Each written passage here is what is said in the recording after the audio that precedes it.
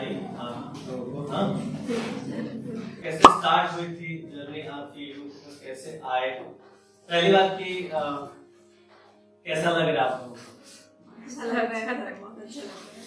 पहले आप लोग हमेशा इधर बैठा करते थे ऑडियंस में, अब एकदम सेंटर पॉइंट में हैं आप लोग, तो खुश होने के साथ साथ जरूर आप लोग आशीर्वाद दीजिएगा कि आपके जो जूनियर्स यहाँ बैठे हुए हैं या जो आपके साथ वाले बैठे हुए हैं ये जो भी यहाँ पे पढ़ रहे हैं वो जरूर उस लेवल पर पहुंचेंगे। ठीक है, मेनी मेनी कांग्रेचुलेशंस। अभी आप लोग क्या कर रहे हैं? मैं अभी एमएससी इन बायोकेमिस्ट्री कर रही हूँ यूनिवर्सिटी ऑफ हैदराबाद से। मैं एमएससी इन जूलॉजी कर रही हूँ बीएचयू से। तो अभी आप लोग सिर्फ बीएससी कंप्लीट किए हैं, है ना? कैसे स्टार्ट हुई थी जर्नी, बारी बारी से आप लोग बता दिए, दर्शना शुरू करते हैं। इन लोगों को बताना है इसमें से कौन कौन दर्शना से पहली बार मिले हैं आज। तो आप लोग कुछ पूछना होगा जरूर पूछिए, हम नहीं पूछेंगे, तो आप लोगों को पूछना है। मुझे सबसे पहले यहाँ पे मतलब मेरी कुछ सीनियर्स के थ्रू पता चला था कि कोचिंग है, ये मुझे पता चला था फेब लॉकडाउन का टाइम था, उस टाइम 2020 का टाइम था, फेब 2020 में पता मैं आई थी फर्स्ट टाइम। तो उसके बाद बट लॉकडाउन हो गया। जब मैं पता करी सर ने कहा कि आप जुलाई से ज्वाइन करना, बट मार्च अप्रैल में कोविड आया था तो उस टाइम कोचिंग बंद हो गई, बट वहाँ से पहले कहीं और थी कोचिंग। तो उसके बाद मैंने सर को कांटेक्ट किया कि जून जुलाई में कि सर नया बैच, सर की मैंने व्हाट्सएप के स्टेटस पे देखा कि नया बैच स्टार्ट हो रहा है, और मैं उनको उसके पहले भी मैसेज करती रहती थी कि सर जब भी नया बैच स्टार्ट होगा प्लीज़ एक बार मैसेज करिएगा, प्लीज़ बताइएगा, क्योंकि मैंने सबसे सुना था कि बेस्ट यही जगह है अगर आपको मुझे एमएससी के लिए प्रिपरेशन करनी थी, तो मैंने सबसे यही सुना था कि सबसे बेस्ट यही जगह है। तो मैंने सर को मैसेज किया कि जब भी नया बैच स्टार्ट होगा सर बताइएगा। तो जब मैंने उनकी व्हाट्सएप पर स्टेटस देखा तो मैंने उनको कॉल किया कि सर मतलब कब से स्टार्ट हो रहा है, क्या है। तो सर ने मुझे बताया कि आप पहली स्टूडेंट हो इस बैच की, कोविड के बाद से जो भी नया स्टार्ट हो रही है कुकिंग, क्योंकि वो पूरी तरीके से मतलब बंद हो गई थी। सर को नए स्क्रैच से शुरू करना था सब कुछ। उस समय सर फ्लैट पे पढ़ाते थे अपने, तो मैंने फिर ज्वाइन किया, फ्लैट से हम लोग पढ़ते थे सब लोग। और उसके बाद प्रीति ने भी ज्वाइन किया। तो उसके बाद मतलब उस समय हमें बिल्कुल आइडिया नहीं था कि ऐसे एग्ज़ाम्स होते हैं, CSIR के बारे में तो बिल्कुल नहीं पता था कि नेट JRF ये सब एग्ज़ाम्स है। हमारा बस ये था कि MSc एंट्रेंस निकालना है, MSc एंट्रेंस अच्छे से भी हो जाए हमारा, बट इसका आइडिया नहीं था कि ओ ये भी करना होता है या ये इतना अच्छा है। तो ठीक है। और मैंने जब ज्वाइन किया था कोचिंग तो मैंने जैसे वही था कि मेरा वो सेकेंड ईयर बीएससी का कंप्लीट हो गया था। जैसे ही एग्जाम खत्म हुआ तो अब था कि थर्ड ईयर क्योंकि ऑफलाइन होने वाला था, अब कोविड हट रहा है तो ऑफलाइन हो रहा है, तो अब पढ़ना स्टार्ट करना पड़ेगा क्योंकि 2 साल तो बहुत अच्छे से बर्बाद किए हमने, कोविड में कुछ नहीं पढ़ा। तो अब थर्ड ईयर है, अब इसके अगले साल ही हम लोग को एंट्रेंस देना है, तो एमएससी के लिए पढ़ना पड़ेगा। और हमने बैचलर्स पूरा एकदम बर्बाद किया था, कुछ नहीं पढ़ा था। तो मैंने अपनी बहन से पूछा था, मेरी कजन है जो यहाँ पे कोचिंग कर चुकी थी, इश्ता दी है, उनसे पूछा था कि उन्होंने कौन सी कोचिंग की थी, वो भी जूलॉजी से ही है, मतलब सेम साइड है। तो उनसे पूछा था तो उन्होंने ये बताई थी कोचिंग।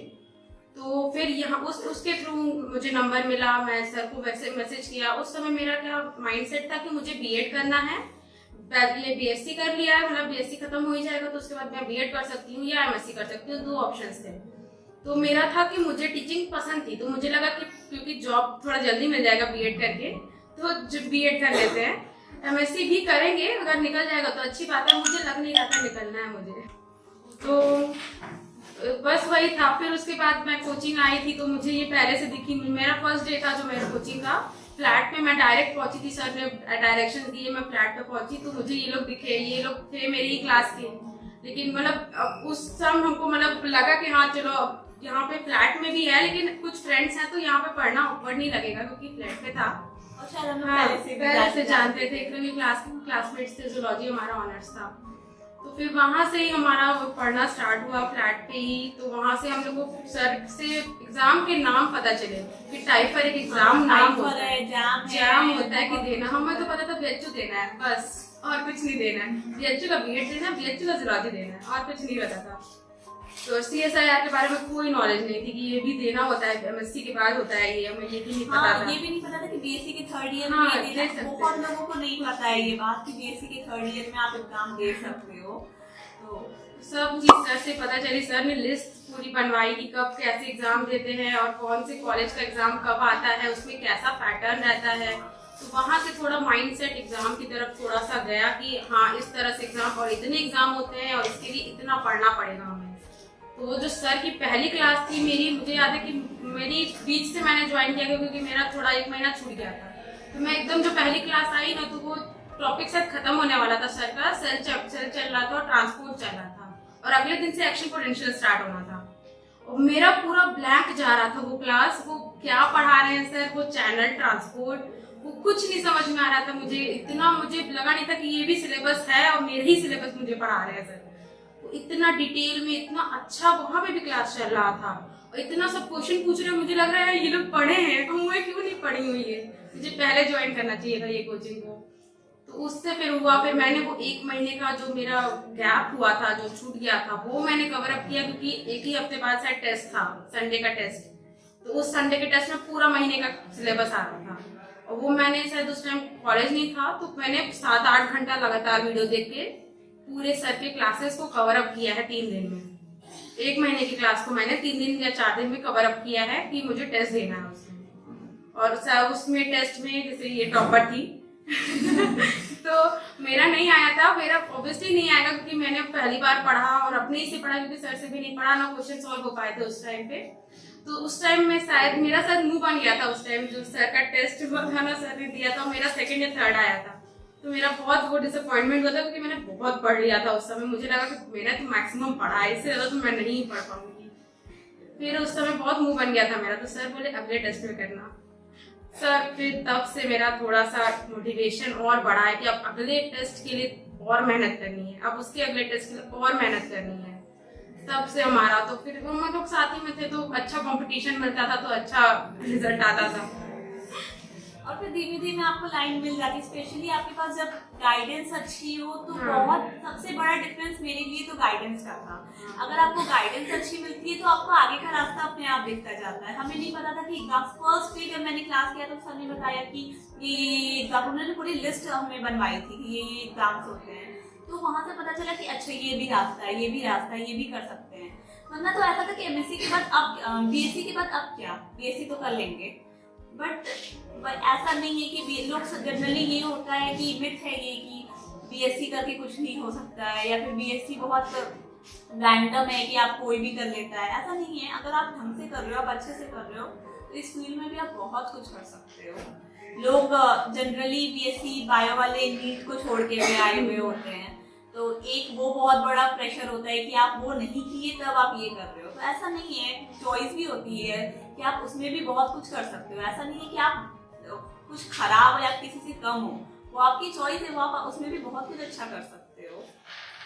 वही था, बैचलर्स में हमने जो ज्वाइन कर लिया, 3rd ईयर था हमारा और 3rd ईयर का क्लास ऑफलाइन चल ही रहा है हमारा। 12 हमारा 10 से लेकर 4 बजे डेली क्लास और उसके बीच में कोचिंग, तो वो भी चलता था और डेली हम लोग आते थे, डेली प्रेजेंट होते थे। ऑफलाइन क्लास किया है हमने, सुबह वाली क्लास की है 7:30 बजे से लेकर 9:30 बजे, उसके बाद एकदम दौड़ के कॉलेज, एकदम कॉलेज पहुंच के क्लास सारी कर रहे हैं। 4 बजे प्रैक्टिकल खाली होके आए तो कॉलेज का काम, फाइल लिखने का, सर का पढ़ने का टेस्ट रहता था, सब वो हमारा जो साल बीता है वो हमें पता नहीं, वो 1 सेकंड भी हमें टाइम था कि नहीं था, हमें कुछ याद नहीं है वो टाइम, क्योंकि पूरा वो ब्लैंक चला गया पढ़ने में। बस ये कुछ कि आप नहीं था। डेली क्लास पे फोकस करो, जो क्लास में हो रहा है अगर आप उस पर ध्यान दे रहे हो और बस वही जाके भी अच्छे से पढ़ ले रहे हो, मेन में क्वेश्चंस लगा ले रहे हो उसके, क्योंकि क्लास में तो सर आपको पढ़ाएंगे, क्वेश्चंस आपको खुद लगाने हैं।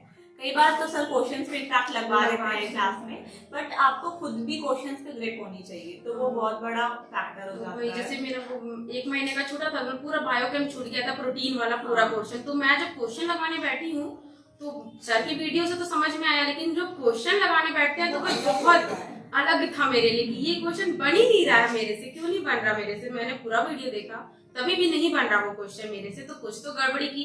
चाहे मैंने देखा नहीं ढंग से या हम समझने में गलत किए हैं, तो हम सर के पास जाके, मेरे को याद है मैं क्लास के बाद 2-3 घंटा रुकी हूँ हर एक क्लास के बाद कि मुझे ये क्वेश्चन समझाइए सर, कैसे आप करे हैं, वो माइंडसेट हमको दीजिए सर, जो सर का माइंडसेट है क्वेश्चन सॉल्व करने का वो मुझे अपने अंदर चाहिए कि वो क्वेश्चन वैसे पढ़ना है और वो कौन से वर्ड पे की पॉइंट पे देखना है, वो तुरंत होगा मेरा सॉल्व उस तरह से क्वेश्चन को क्वेश्चन को पकड़ना है। अब हाँ। आपको ऐसा नहीं कि एक दिन में आ जाएगा, वो लगाते लगाते हो जाएगा धीमे धीमे, कि जब आप पढ़ोगे तो अचानक से क्लिक कर जाएगा कि अच्छा इसका आंसर ये होगा फिर। तो वो आपको धीमे धीमे, ऐसा नहीं होता कि फर्स्ट डे में आप सोच रहे हो कि नहीं मेरा तो नहीं होता है, वो लगाते लगाते क्वेश्चन प्रैक्टिस पे डिपेंड करता है वो टोटली आपकी। और क्वेश्चन वाला फैक्टर तो सच बात है भाई, एमसीक्यू बुक थी हमारी, पूरी क्वेश्चन ईयर तो हमने बहुत ज्यादा अच्छे से लगाया है, मतलब हमारी फेवरेट बुक हो गई थी एमसीक्यू की। वो क्वेश्चन भी बहुत अच्छी है, क्वेश्चन ईयर भी दोनों बहुत अच्छे। हमारे एमएससी एंट्रेंस के लिए क्वेश्चन ईयर तो हमने ऐसा पूरा एकदम एक एक क्वेश्चन हमें नंबर वाइज याद होंगे, पेज नंबर वाइज याद होंगे, कहाँ पे कौन सा क्वेश्चन है और ये क्वेश्चन का क्वेश्चन ईयर में कुछ आंसर गलत है कि सही है और वो क्यों गलत था, मिस प्रिंटिंग कहाँ पे है, कहाँ का टेबल कुछ हो गया है, हमें सब याद है उसका। हमने पूरा क्वेश्चन ईयर को इतने अच्छे से उसका किया है प्रीवियस ईयर क्वेश्चंस कि एमएससी एंट्रेंस के लिए तो वो पूरे हमारे केवल उसी ने हेल्प किया है, कोर के लिए तो कुछ ज्यादा ही प्रेशर लेके कुछ भी करने की जरूरत नहीं है कि इन्होंने बहुत कुछ ऐसे, तो ठीक है जैसे जैसे होगा धीमे धीमे सेटल हो जाता है वो चीजें। बस ये है कि आप डिसिप्लिन मेंटेन करके रखो कि आप डेली डेली कुछ ना कुछ पढ़ रहे हो, डेली जो क्लास में चल रहा है वो कर रहे हो, और क्वेश्चंस लगाओ। ऐसा नहीं कि ये जैसे कि ये आप सबका अपने वे होता है, सबका अपना तरीका होता है। तो वो जैसे पीवाईक्यू है, पीवाईक्यू में थोड़ा सा वो लगता है, थोड़ा सा क्वेश्चन रहता है, वो भी बनता नहीं है जल्दी, तो वही दिक्कत वो पीवाईक्यू नेट के लिए पीवाईक्यू की दिक्कत हो जाती है। तो पहले एमसीक्यू और ये वाले लगा दो क्वेश्चन ईयर, तो बेसिक क्लियर हो जाएगा पूरा। बहुत सारे क्वेश्चन मिलेंगे जो कि बेसिक खोल देंगे आपका पूरा उसमें, फिर उसको लगाने बैठो क्योंकि उसके डिफिकल्ट क्वेश्चन रहते हैं, और हमने तो लगाया भी नहीं है पीवाईक्यू बट कंपैरेटिवली हमने हमारे लाइफ साइंस एमएससी के लिए प्रिपरेशन थी हमारी, और ये हमारा जेआरएफ ऐसा था कि हम सर ने बोला फॉर्म भर दो, हमने फॉर्म भर दिया, सर ने बोला पेपर जाके दे दो, पेपर जाके दे आए, और उसके बाद बैठे हुए थे, सर ने बोला एक दिन रिजल्ट चेक करो, तो रिजल्ट चेक किया, तो सही नहीं हुआ ऑनेस्टली। सर ने भी कोई बोला कि आंसर चेक कर लो, तो बोले सर क्या ही करेंगे चेक करके, हम लोग को पता है कि हम लोग तो बस पेपर का पैटर्न देखने गए थे कि कितना क्वेश्चन होता है, क्या कितना करना होता है, बस वो देखने गए थे हम लोग। तो हम लोग भी सब लोग एग्जाम देके जैसे नॉर्मली बाहर निकलते हैं, हम लोग बाद में कि अच्छा हमने बहुत ज्यादा क्वेश्चन अटेम्प्ट कर दिए, लग रहा है कि गलती कर दी है, 15 करने होते हैं तो हमने 15 के करके आए, सारे करके आए, कुछ ज्यादा नहीं अटेम्प्ट कर दिए हमने, तो हम लोग सब माइनस में जाएगा हमारा, पर वो हो जाता है, बेसिक क्लियर रहता है भाई। अगर आप क्लास में अटेंटिव हो, आपकी कॉन्सेप्ट मेन चीज है। लाइफ साइंस ऐसा एग्जाम है कि कॉन्सेप्ट पे बेस्ड है, वो ऐसा नहीं कि रट के कर सकते हो। जैसे अभी कोई पूछ रहा था कि रिवीजन करने में बहुत प्रॉब्लम होती है, तो रिवीजन का अगर आपका कॉन्सेप्ट क्लियर रहेगा तो आपको बहुत टाइम नहीं लगेगा उसको वापस से रिवाइज करने में। हमने ना बहुत अच्छे से सर के सामने ही नोट्स बनाए हैं। हाँ, जो सर पढ़ा रहे थे ना हमारे स्पीड में, हमने उसी में लिख लिया जो हमें समझ में आया, सर की लाइन इम्पोर्टेंट है, तो मेरे तो नोट्स से पूरी हाँ सब चीज लिखा, केवल वो नोट्स पढ़ते हैं हम लोग, बुक नहीं खोलते हैं एग्जाम टाइम में। हम मैंने तो पूरे अपने एमएससी वाले जो मैंने एग्जाम दिए उसमें भी तो मैंने केवल सिर्फ नोट उठाया है और कुछ नहीं पढ़ा मैंने उस टाइम, और कुछ भी नहीं, और केवल एमसीक्यू के क्वेश्चन जो मैंने कोर नहीं पढ़ाते हैं सर क्योंकि ज्यादा, तो कोर खुद से ही पढ़ना होता है क्योंकि सर पढ़ा के भी क्या ही कर लेंगे, तो कोर के लिए मैंने एमसीक्यू, उसमें 300-350 क्वेश्चन है क्वेश्चन ईयर में, तो वो कोर के लिए सारे क्वेश्चन एक एक को रट डाले, क्वेश्चन नहीं आ रहा है वो रट लिया, रटा है बैठे। कोर ऐसी चीज है कि आप उसमें कॉन्सेप्ट नहीं है, कोर में कोई कॉन्सेप्ट नहीं है, कोर में तो आपको रटना है एमएससी। हाँ, तो कोर में आप रट लो। आप अगर आप बुक से कोटपाल ले रहे हैं उसमें भी आप सब नहीं पढ़ सकते हो, हमने नहीं पढ़ा है, कोटपाल छोड़ दिया, हमने नहीं पढ़ा, हमने एक हफ्ते में कोर कंप्लीट किया है केवल एमसीक्यू के बारे में। हमारे जो भी थोड़ी बहुत मॉड्यूल इधर उधर जो भी जुगाड़ हो पा रहा था कहीं कहीं से नेट से, कभी कितना यूट्यूब पे बैठ के हम लोग ने क्लास प्रीवियस ईयर्स देखते रहते थे हम लोग बैठ के कि क्या है, चैप्टर्स डिस्कस किए बहुत ज्यादा, मतलब एक चैप्टर उठा लिया, बहुत डिस्कस किया। जैसे अगर आप सेल सिग्नलिंग का एग्जाम है, तो आप आज अपनी फ्रेंड के साथ बैठ के डिस्कस कर लोगे तो आपको बहुत सारे कॉन्सेप्ट क्लियर अप हो जाएंगे। एक कोई स्टार्ट कर रहा है बोलना, वो सेल्फ सिग्नलिंग का सारा पाथवे बोले जा रहा है, आपके मन में रिवाइज हो गया पूरा वो पाथवे। दूसरा कोई दूसरा पाथवे बोल रहा है, बोला पूरा आपको रिवाइज हो गया। पढ़ा नहीं था लेकिन रिवाइज तो हो गया हमारा पूरा। वो फटाक से हो जाएगा, 1 घंटे में खत्म। आपको 4 घंटा लेके बैठे हो बुक को लाइन से लाइन, कई लोग तो 2-2 3-3 दिन से सिग्नलिंग पढ़ रहे हैं और हम ऐसे है कि फटाफट हमारे रिवाइज आधे कर घंटे में हम लोग हाँ। बोल बाल के खत्म कर दिए एक दूसरे को। और सर भी यही करवा रहे थे क्लास में, वो किसी हाँ। एक को ही हम में से भेज देते थे अक्सर और कहते हाँ। थे कि पूरा बोलो बोलो। जितना भी सेल्फ सिग्नलिंग याद है। हाँ, तो वही सर एक पढ़ाए हैं, कल पढ़ा था क्या वो बोल दो एक बार, तो हम लोग को जितना याद है हम लोग बोल दिए। उसमें गलती है सही, गलती वो होती है वो चलेगा, लेकिन हाँ। वो बोल दिया तो जितना हमें याद है हमें तो पता चल गया ना। और सामने वाले को भी फायदा हो रहा है, फायदा आपको हो भी हो रहा है। हाँ, उसको पता चल रहा है कि कहाँ वो गलत बोला है, तो उसका मतलब कॉन्सेप्ट क्लियर है। वैसे ही हम लोग तो बोल के हमने बहुत इकोलॉजी वगैरह बहुत बोल के हमने और किसी को कोई क्वेश्चन पूछना हो हमारा तो बस वैसे ही इंट्रेंस वाला ही है। हाँ, पूछना था अगर आप लोग ने मतलब कॉलेज भी किया है, तो हमारे पे भी बेसिक ईयर है तो हम कॉलेज करते हैं, तो लाइक कॉलेज में बहुत सारे असाइनमेंट्स और टेस्ट भी मतलब रेगुलरली होते रहते हैं, तो फिर मतलब कोचिंग और कॉलेज साथ में थोड़ा हेक्टिक हो जाता है मैनेज करना, कैसे करते हैं आप लोग? मैनेज एज सच हमारे पास भी उतना ही टाइम था। ऐसा तो बस यही था कि मतलब आप क्लासेस का क्या होता है, आप संडे को टेस्ट के लिए मेनली पढ़ते हो, बाकी तो आपको जो क्लास का रिवाइज करना है वो आपको डेली रिवाइज करना ही करना है। तो अगर आप क्लास का डेली रिवाइज कर रहे हो तो आपके पास बहुत नहीं बचेगा। क्लास का रिवाइज भी ना सर करा देते हैं, हाँ। क्योंकि सर लास्ट में टेस्ट ले रहे हैं, तो वो सर का वही मेथड है कि वो पूरा जो क्लास में पढ़ा वो रिवाइज हो जाए। अगर क्लास में अगर आपका अटेंशन 100% है ना, तो आपका 70% काम वही हो गया। वही हो गया और एकदम अच्छे से याद है ना हाँ। जब, तो फिर आपको कंफर्म अगर आप क्लास में 100% अटेंटिव हो ना, तो आपका मतलब टेस्ट वगैरह में अच्छे मार्क्स आएंगे ही आएंगे। अगर आपका नॉर्मल आप क्लास में ध्यान से सुन रहे हो, आपकी सारी बातें ऐसा नहीं है सिर्फ सुन रहे हो, आपको समझ में भी आ रही हैं, आप पार्टिसिपेट जनरली अब लोग पार्टिसिपेट मतलब I would advise you to participate in the discussions. अगर सर भी कुछ बोल रहे हैं, अगर आपको ऐसा लग रहा है कि अच्छा कि ऐसे भी तो हो सकता है, तो स्पीक अप, बोलो कि मैं बहुत बोलती थी, मैं सब जानते हैं क्लास में, मैं हर बात पे बोलती थी सर ऐसे नहीं ऐसे, ये कैसे हुआ वो कैसे हुआ। तो बहुत क्वेश्चन उठाते हैं लोग सर हाँ। के, हर एक पे क्वेश्चन रहता था। मुझे कुछ भी डाउट आया ना मन में, तो मन में नहीं है, वो मेरे मुंह पे है डायरेक्ट। वो सर सुन रहे नहीं, हम बगल वाला भी नहीं सुन रहा, मेरा तेज से आवाज जाता है सर के पास, एकदम सर डायरेक्ट हमको बताएंगे, हमको कोई किसी से और नहीं पूछना है। मेरा डाउट है, चाहे सीधी डाउट है, हाँ। मेरे से मिस हो गया है, चाहे जो हुआ है, मेरे को सर से पूछ के कंफर्म करके जाना है यहाँ से, मेरे को उठना नहीं उसके पहले जब तक ये और आप डाउट क्लास क्लियर में नहीं होता। पूछोगे तो बहुत फायदा होगा उसका। और वो चीज अगर आप क्लास में अपनी चीजें क्लियर कर ले रहे हो, अपना सारा टॉपिक क्लियर कर ले रहे हो, तो आपको मैनेज करने में बहुत प्रॉब्लम नहीं होगी। असाइनमेंट्स हैं वो सब आपको डेली असाइनमेंट यार एक दिन में बना के खत्म हाँ, करो। असाइनमेंट ऐसा कुछ नहीं है यार, असाइनमेंट और टेस्ट को और टेस्ट यार चलता ही रहता है। यूनिवर्सिटीज वगैरह में हमारे यहाँ तो हम लोग यहाँ से मिड सेमेस्टर एग्जाम यहाँ बैठ के दिए बैठ के कोचिंग का क्लास किए, फिर बैठे एग्जाम दिए हम लोग यहीं बैठ के पीछे। तो मतलब वो सब तो चलते रहते हैं बीच में। अभी तो खैर ऑफलाइन हो गया इनका, हाँ। तो वो सब तो चलेगा ही। बस यही है कि कोचिंग का तुमको बहुत ऐसा नहीं है कि तुमको कॉलेज में बहुत मेहनत, क्लास में बस अटेंटिव रहोगे तो आपका बहुत % काम हो चुका है। कॉलेज में भी तो सेम ही चैप्टर्स पढ़ाएंगे जो यहाँ पढ़ा रहे हैं। कॉलेज में फिर से पढ़ना नहीं पड़ेगा, और केवल कॉलेज- वर्क रहेगा, लिखने वाला जो रहता है फालतू वगैरह। और कॉलेज के टेस्ट के लिए फिर आपको नहीं पढ़ना पड़ेगा। अगर आप कोचिंग में ऑलरेडी अटेंटिव हो, आपने पढ़ चुका है वो चीज, तो फिर आप क्यों वहाँ पे उसकी टेंशन लेनी पड़ेगी। हम अच्छे से आंसर भी करते हो, फिर प्रोफेसर जब वहाँ पूछते हैं ना तो बहुत अच्छे से आंसर कर पाते हो आप, यहाँ पे जो सर पढ़ाए रहते आपका हैं। कॉन्सेप्ट बहुत क्लियर है बाकी लोगों से।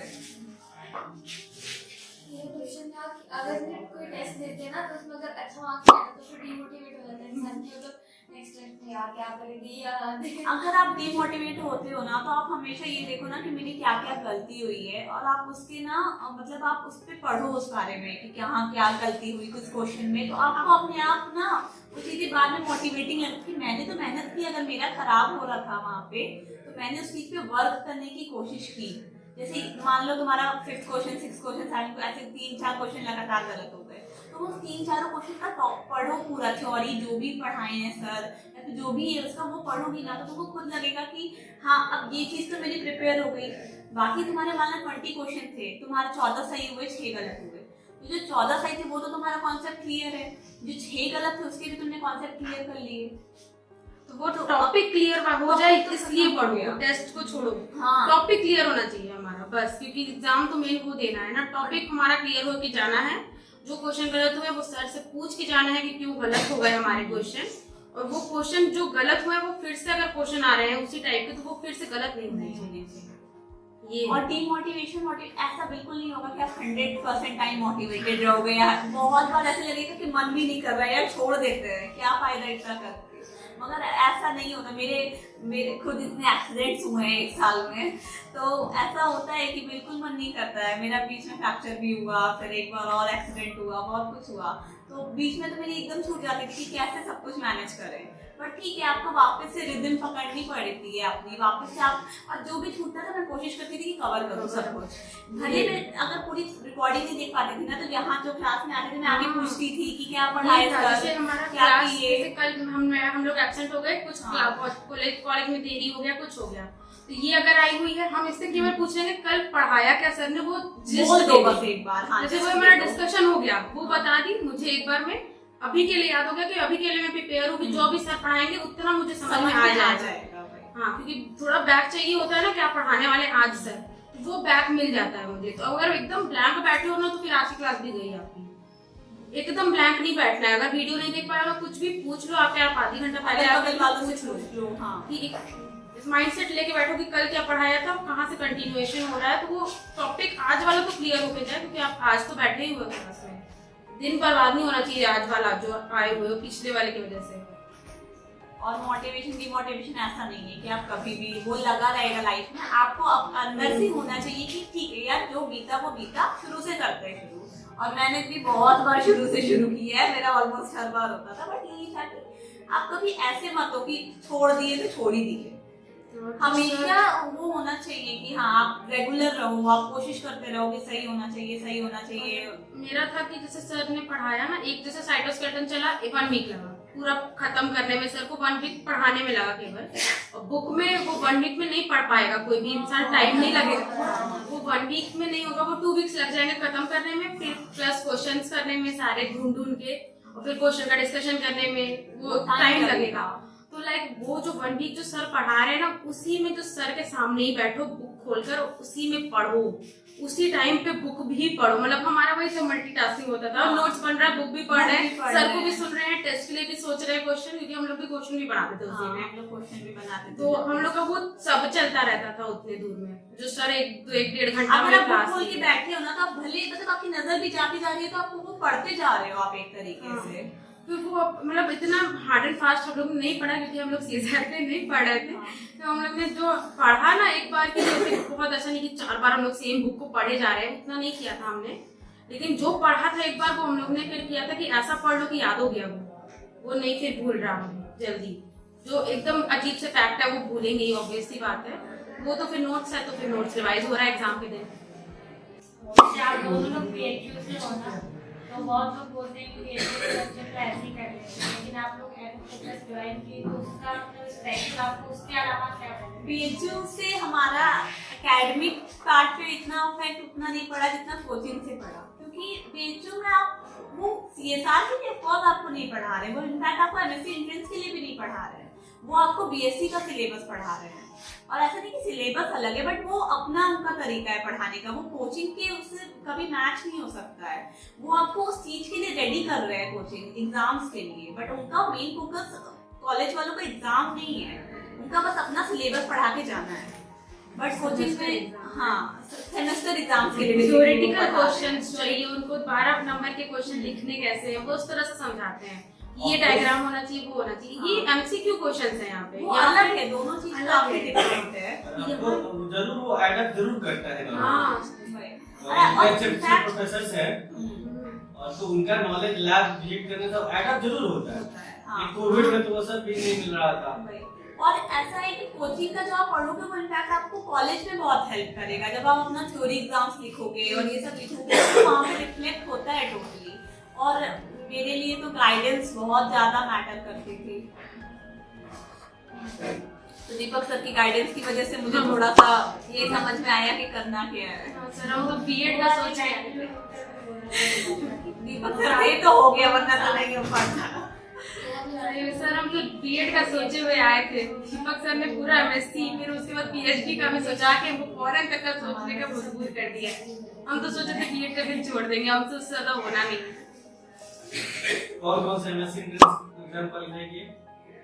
सर मेरा टाइफर क्वालिफाई हुआ था, तो उसमें फिर राइट अप देना होता है। मेरा रिटर्न वो हो गया, एमसीक्यू वाले क्वेश्चन जो होते हैं वो हो गया, फिर उसके बाद राइट अप देना होता है। तो मैंने राइट अप बनाया था, वो क्वालिफाई हुआ था, मेरा सिलेक्ट हुआ था, आईसर पुणे में हुआ था। फिर उसके बाद इंटरव्यू के लिए आया था कॉल, तो मैंने फर्स्ट इंटरव्यू दिया था, तो उसके बाद नहीं हुआ था मेरा सिलेक्शन इंटरव्यू में। तो और फिर सेकंड मैंने उसमें गैट भी दिया था, तो गैट भी मेरा 45 रैंक आया था ऑल इंडिया। और उसके बाद फिर मैंने सीयूईटी दिया, तो उसमें जैसे बीएचयू की मुझे रैंक पता है कि ऑल इंडिया 5th रैंक है, ऑल इंडिया 5th। आपका? मेरा गैटबी के थ्रू मुझे 2-3 कॉलेजेस, जैसे मैंने भरे बहुत कम कॉलेजेस के थे, मैंने भरा ही नहीं था गैटबी के थ्रू, तो मुझे गैटबी तो भरी नहीं। हाँ, तो वही मुझे बस गोवा, मतलब जितने उसमें थे उसमें से गोवा यूनिवर्सिटी और आईएआर से आया। उसके बाद सीयूईटी के थ्रू पंजाब यूनिवर्सिटी और हैदराबाद यूनिवर्सिटी, बीएचयू में मुझे 4 कोर्सेज मिले थे। बट मेरी प्रेफरेंस उस समय प्रैक्टिकल थी और मतलब लैब बेस्ड काम ज़्यादा थे और मुझे बायोकेमिस्ट्री लेना था, तो मैंने यूनिवर्सिटी ऑफ हैदराबाद का बायोकेमिस्ट्री चूज़ किया। और बीएचयू में मेरा जूलॉजी, बायोकेमिस्ट्री, इन्वायरमेंटल साइंस और फॉरेंसिक साइंस ने किया था, तो मैंने वो ड्रॉप करके मैंने यूनिवर्सिटी ऑफ हैदराबाद चूज़ किया। प्रिपरेशन में सिर्फ कोचिंग में सिर्फ पढ़ाई की, कुछ फेस्टिवल भी एंजॉय किए, कोचिंग के फंक्शन भी एंजॉय किए, कि सिर्फ और सिर्फ पढ़ाई की? सर ये तो दोनों चीजें हैं। केवल पढ़ाई से तो एकदम फिर माइंडसेट वो होने लगता है, थोड़ा सा डिमोटिवेट हो जाता है, मतलब एक होता है ना प्रेशर आने लगता है दिमाग में, लाइफ में कुछ बचा ही नहीं है, तो थोड़ा सा एक दिन का ब्रेक चाहता है, थोड़ा माइंडसेट फिर से लाने के लिए गोल पर, तो एक दिन का ब्रेक वो मिल जाता था हमें यहाँ पे। तो दोनों ही चीज की है हम लोग, लेकिन जब पढ़ाई हो रही है तो फिर सिर्फ पढ़ाई हो रही है और कुछ नहीं हो रहा है। कोचिंग के फंक्शन एंजॉय किए आप लोग? और हमेशा कुछ ना कुछ होता रहता है, ऐसा नहीं लगेगा कभी कि लाइफ बहुत ऐसे बेकार से, कुछ ना कुछ होता रहेगा, मोटिवेट करते रहते हैं सर, ऐसा नहीं लगता है कि कुछ है ही नहीं। और सर हमेशा खिलाते पिलाते रहते हैं, तो वो भी बहुत मोटिवेशन मिलती रहती है, कहाँ संडे को कोचिंग आने का मन करता है। टेस्ट पे रिवॉर्ड, मुझे पिज्जा मिला है, चॉकलेट मिली है, तो आप लोग भी करो, मिलते रहेंगे। बहुत सारे जो बुलाते हैं पीएचडी स्कॉलर्स को आते हैं, प्रोफेसर्स आते हैं, वो सब भी बहुत मोटिवेट करते हैं, मुझे तो बहुत मोटिवेट किया उन्होंने। अभी जो बीएचयू वाले पीएचडी जो स्कॉलर्स आते हैं ना, मुझे अब बीएचयू में मैं जाती हूँ तो मुझे मिलते हैं, तो वो लोग भी मुझे पहचानते हैं, तो मैं अभी जाती हूँ तो मुझे अब इंटरेक्ट करने में बहुत अच्छा लगता है उन लोगों से। हाँ सर, बहुत लोग मिले हैं मुझे वहाँ पे, तो हीना मैम से तो बहुत ही बात होती है। हाँ, उनसे तो डेली हो रही है मेरी बात, अभी वो पास में ही लैब में कर रही है।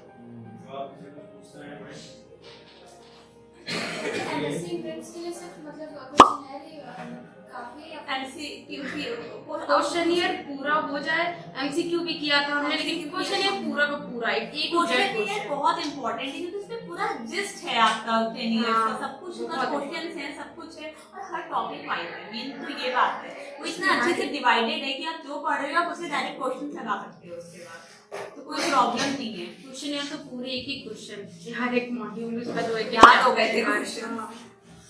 एक क्वेश्चन था कि क्या बुक को एक बार पढ़ने के बाद फिर से दोबारा पढ़ना पड़ता है एग्जाम्स टाइम में, या फिर एक ही बार पढ़ने से उस और बुक को पढ़ते टाइम क्या नोट्स बनाना पड़ेगा अलग से अपना पर्सनल की नहीं?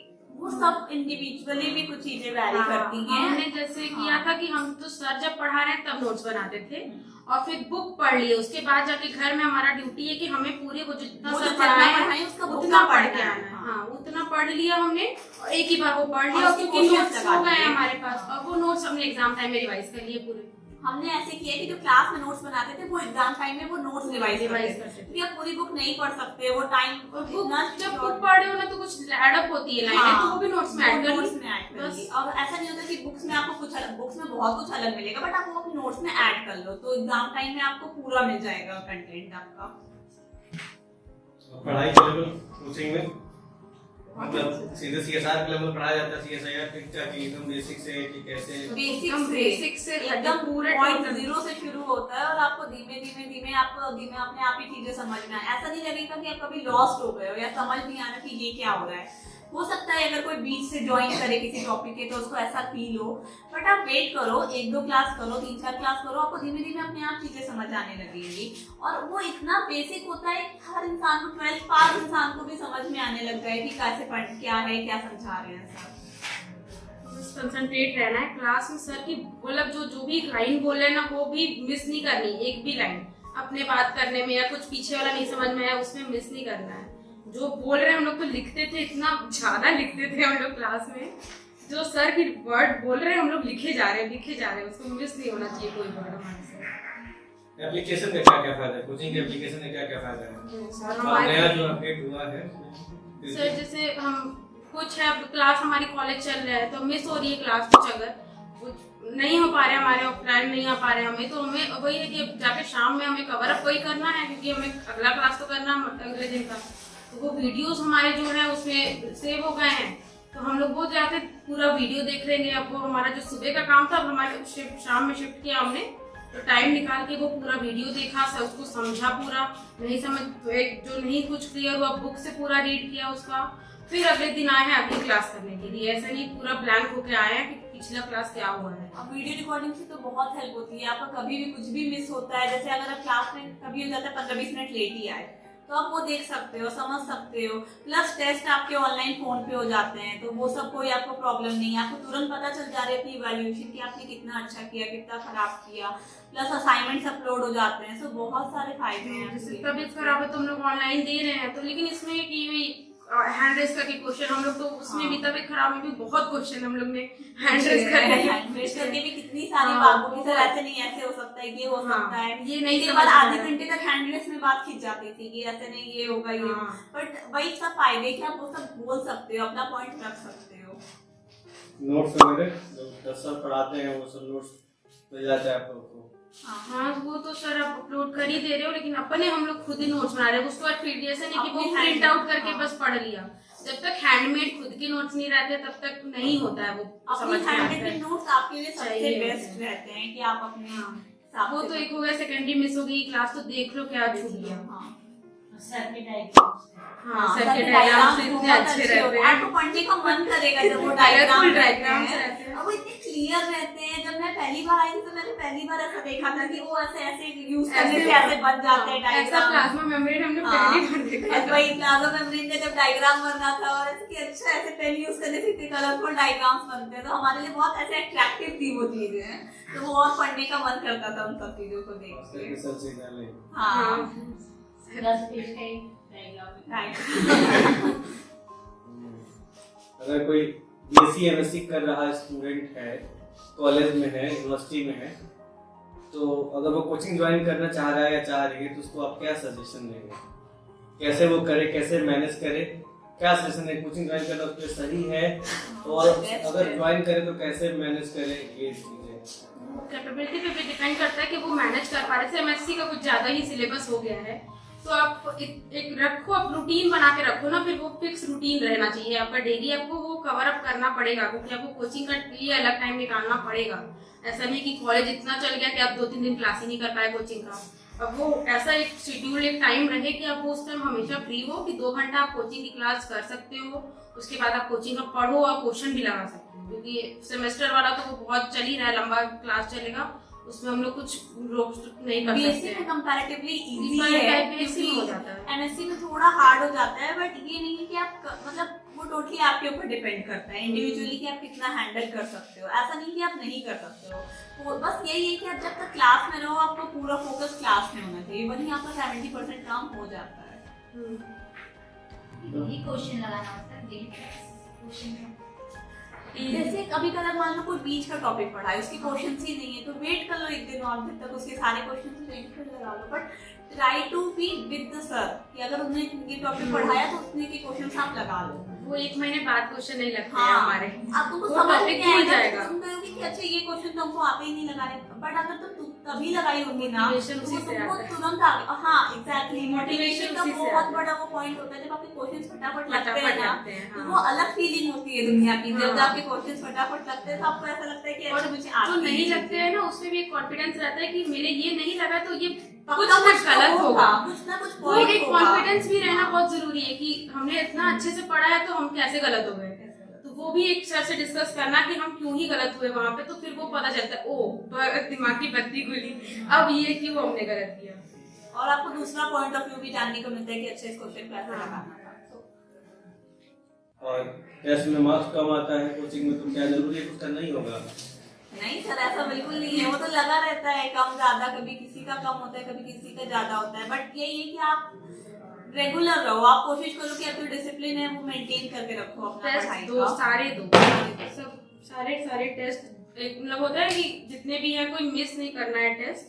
जो है टेस्ट देते रहो, रिवाइज ही होगा आपका। अगर नहीं बहुत पढ़ के आए 3 ही चैप्टर पढ़ा 5 नहीं पढ़ा तो 3 का तो रिवाइज किया ना आपने पूरा, और बाकी जो नहीं पढ़ा वही आपको कवर अप करना पड़ेगा। वो आप बाद में कर लो। Cover up जैसे करना मैंने कहा ना कि अगर आपके 20 क्वेश्चन थे 14 सही हुए 6 गलत, तो आपके 14 की तो आपकी प्रिपरेशन है, 6 आप और प्रिपेयर कर लो तो आपका वो टॉपिक पूरा कंप्लीट हो गया।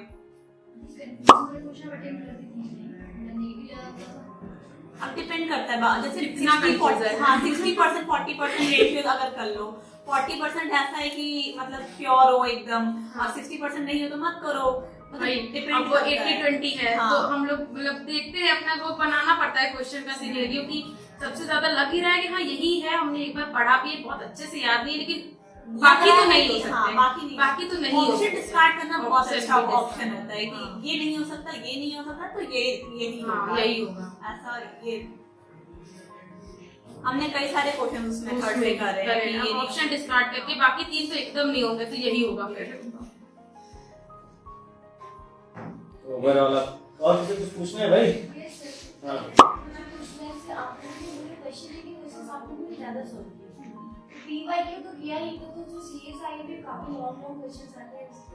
वो सर प्रैक्टिस कराते थे क्लास में हमारी क्लास। सर पीवाईक्यू हर क्लास में ऑलमोस्ट लगा कराते थे। हम लोग को तो आदत हो गई थी क्लास में करते करते। हाँ जैसे हम लोग खुद से करना है तो हम लोग एमसीक्यू वगैरह करते थे और वो क्वेश्चन ईयर किया। सर जब क्लास में डिस्कस करते थे क्वेश्चन तो वो हमेशा वो पीवाईक्यू के ही रहते थे। तो वो इतने बड़े क्वेश्चन हमें देख के भी डर लगता था कि कैसे आदत हो गई थी करते करते क्लास में। हाँ कि 4 नंबर वाले क्वेश्चन इतने बड़े क्वेश्चन है, वो पढ़ते पढ़ते भूल रहा है स्टार्टिंग का भूल जाते थे, नीचे का पढ़ने आते थे। बट वही थी कि प्रैक्टिस हो जाती थी। क्लास में पढ़ते पढ़ते फिर आपको लगता है कि अच्छा इसका कॉन्फिडेंस तब आता है ना जब आपका 1-2 क्वेश्चन सही हो जाते हैं। क्लास में भी सही हो गया तो कॉन्फिडेंस है कि अच्छा मेरा ये क्वेश्चन सही हो सकता है, तो दूसरे वाला भी ट्राई करके देखते हैं। और कुछ सिली मिस्टेक की वजह से गड़बड़ भी हो गया, कुछ क्वेश्चन ही गलत समझ लिया। आता था फैक्ट पता था, क्वेश्चन ही गलत करना चाहिए कुछ चीजें अगर थोड़ा बहुत इतना डिमोटिवेट नहीं होना, हर एक क्वेश्चन को लेकर डिमोटिवेट होने लगे। थोड़ा सा वो अपने आप को वो करना है कि इससे सीखना क्या है हमें, जो नहीं आया उससे सीखना है। और हर चीज को नहीं पकड़ के बैठना। अगर कुछ खराब हुआ तो उसको इग्नोर किया जा सकता है। आप उसके अच्छे पॉइंट्स देखो कि मैंने तो ये किया, मैंने ये किया, और उसके बाद जो कर सकते हो आप अपना जो बेस्ट कर सकते हो वो करो। अच्छा एंट्रेंस एग्जाम में जो फाइनल एग्जाम हम लोग देने गए थे तो उस टाइम पे मतलब बहुत सारे क्वेश्चन होते हैं कि लगता है कि हाँ ये तो आ रहा है, तो फिर मतलब उसमें ऐसे किया कि डाउट वाले क्वेश्चन को नहीं किया। वही रेशियो मैटर करता है कि आपको कितना परसेंट है कि श्योर हो और कितना परसेंट है तो सर से वही सर आके पूछे कितना क्वेश्चन लगा रहे हो। सर से वही 2-3 दिन बोले थे सर बहुत ज्यादा क्वेश्चन हमने भी जब डिस्कस किए थे हम दोनों ने बहुत ज्यादा अटेम्प्ट कर लिए, बहुत ज्यादा। सबसे पूछ रहे कुछ कोई 80 में लगाया, हम लोग 90 क्वेश्चन लगा के आए। क्यों आए लगा के, हम लोग का माइनस में जाएगा। वही हम लोग डिस्कस सर वही बोलते आता होगा तभी लगाया है, नहीं तो नहीं लगाते। वहाँ पे वो गट फीलिंग आ जाती है कि ये क्वेश्चन हम लोग लगाएंगे। और आपको अपनी गट फीलिंग पे थोड़ा विश्वास, क्योंकि आपने पूरी क्लास होता है कोचिंग में, आ नहीं जाएगा आप लोग एक्सपर्ट नहीं हो जाओगे, इतना तो टेस्ट देते हो। इंक्वायरी में लोग पूछ रहे हैं कि सर टेस्ट होता है सारे टेस्ट ही हो रहे थे। तो इतना जो टेस्ट हो रहा है इसीलिए हो रहा है ना कि आप गलतियां कम करो, आपकी गलतियां कम हो। धीरे धीरे धीरे धीरे जो फाइनल करना है वही करना है। टेस्ट ही तो जाना है एग्जाम का। टेस्ट वाले क्वेश्चन आप लोग रिवीजन करते हैं? नहीं हमें अब नया सिस्टम डाल रही है, जैसा टेस्ट का क्वेश्चन होता है, टेस्ट का डिवीजन खत्म हो गया तो पीडीएफ फॉरवर्ड में स्टडी मटेरियल में आ जाता है, तो फिर जाके आप बाद में रिवाइज करते रहिए। जैसे अगर आपने पहले बताया ना कुछ क्वेश्चंस जो गलत है आप वो रिवाइज कर लो तो वो बेटर है। वो पूछ लो कि वो गलत हुए हैं हमारे, वो जानना जरूरी है कि वो गलत हुए क्यों हुए। हाँ बस एग्जाम के पहले रिवीजन क्लासेस चलती थी क्लास, तो उसका कुछ फायदा हुआ? हमें तो हुआ है। हमने बहुत खुद भी बहुत रिवाइज किया है। हमने खुद क्या चीज़? Revision classes. हाँ रिवीजन क्लासेस तो वही हमारे बोले वो डिस्कस हो जाता था ना, फटाक से हम लोग बोल बोल के खत्म कर हाँ, देंगे चैप्टर। जैसे यहाँ पे भी खड़े होके बोल दिए कि ऐसे ऐसे ये होगा तो रिवाइज हो गया वो चीज। हमारे 1-1.5 घंटे में self signalling self cycle regulation खत्म हाँ, हो गया। और वो वो दिमाग भी में आपस में बहुत डिस्कस किया, हम दोनों ने भी बैठ बैठ के कोचिंग में बहुत डिस्कस किया है कि ये ऐसे अभी होगा। आप लोगों को पता नहीं है, रिवीजन क्लास में आप ही लोगों से टॉपिक दिया जाएगा, चलिए वहाँ पे खड़े होकर रिवीजन करवाइए और हम भी रहेंगे। तो सेल साइकिल तो किसके साथ करवाइए? सेल साइकिल सेल सिग्नलिंग का कराया, सेल साइकिल का हम कराया। सेल्फ साइकिल रेगुलेशन पूरा कराए थे। हाँ, कुछ अभी सरप्राइज रखे हुए हैं। वही बात है कि वो सब होता रहता है, ठीक है। रिवीजन में जब आपकी जिम्मेदारी आएगी वहाँ पे खड़े होकर पूरे सबको समझाने की, ठीक है। तो ठीक है, अच्छा है, समय से सब कुछ जान गए, बहुत अच्छा है। तो ओवरऑल जो आपके व्यूअर्स हैं ऑनलाइन वाले और जो अपने क्लास वाले हैं, बैचमेट्स हैं, इनको आप क्या सजेशन देना चाहेंगे?